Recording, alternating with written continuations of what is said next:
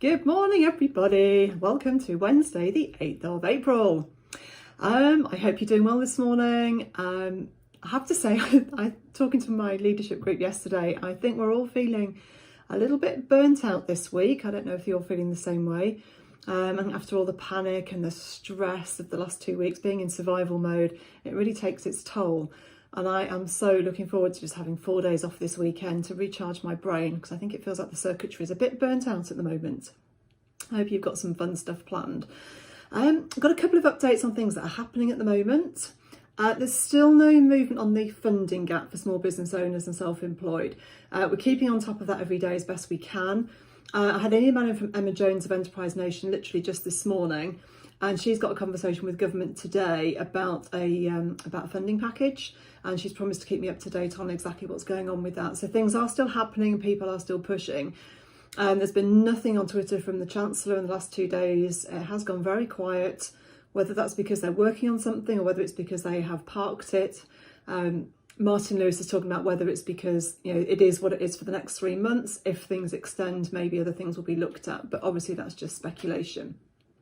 Yesterday on the blog, on the Facebook feed and on the LinkedIn page, I published a blog from Martin Lewis, which addressed the 9 key areas that are currently still unaddressed by the government. And really what the answers he's had from government, or if he hasn't had any answer. So that's the latest kind of definitive position on there.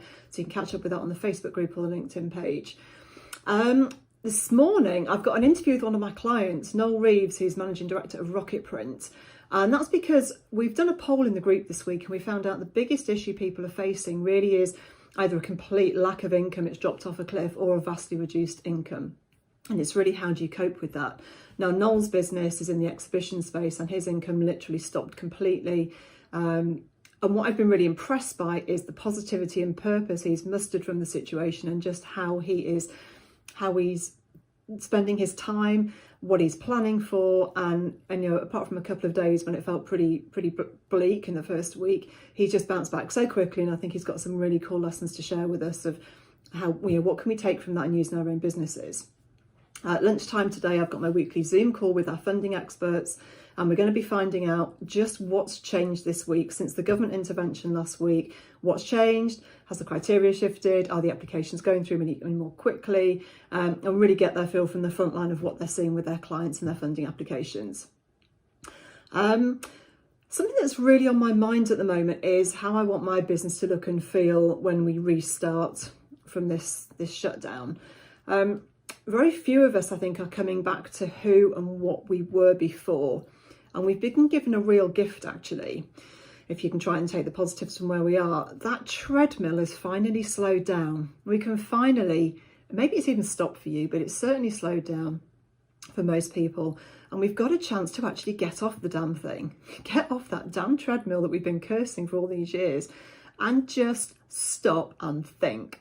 I cannot tell you how many times over the years I have wished for the world just to stop so I could catch my breath, because there are so many things I want to do and there's just never any time. It's just the treadmill of every day being thrown at you. So I know so many business owners who just aren't happy with their businesses, or certainly weren't before this happened. The businesses didn't make them happy. They didn't allow them to prioritise their health or their family. And more often than not, most small businesses don't make enough money. There's a lot of financial challenges in most small businesses that cause a lot of stress, which I'm sure is where a lot of my work comes from. But we've got this opportunity now to do some thinking. We've got the time and opportunity to make some changes rather than just pile back in and do what we've been doing for years, because often that hasn't necessarily been working all that well. But now we can, we've got that chance. Now, I'm not saying go away today and come up with a whole new business plan. That would really be a knee-jerk reaction. But what I am saying is we've got a great time to calmly think through which parts of your business work for you and which parts don't. Which bits make you happy and which parts really cause you pain. If you've got things that just aren't working, if there are process pieces that don't work, if you've got people issues that drive you crazy, which bits of your business make money and which bits are leaking cash. We have those parts in every business. And we're just kind of too busy to address them normally. We just live with stuff that doesn't work. We live with clients that cause us pain and don't pay us and don't make us any money because we haven't got that headspace to think about how we could do it differently.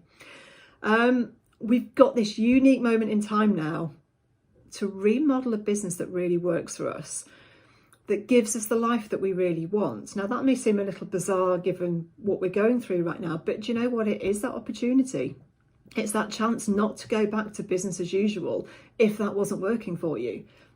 We've got a chance to build a business that works for us, a business that lets us be healthy and happy. And that's not being a bit all weirdo and hippie. That's so important. You know, health is a massive issue as we're seeing right now. We've got to have a business that works for us in every respect. It works for us. It lets us be healthy. It gives us time to exercise and eat well. It gives us time to spend with our family and our friends. And it's making us money and securing our futures, because that's why we're doing all this.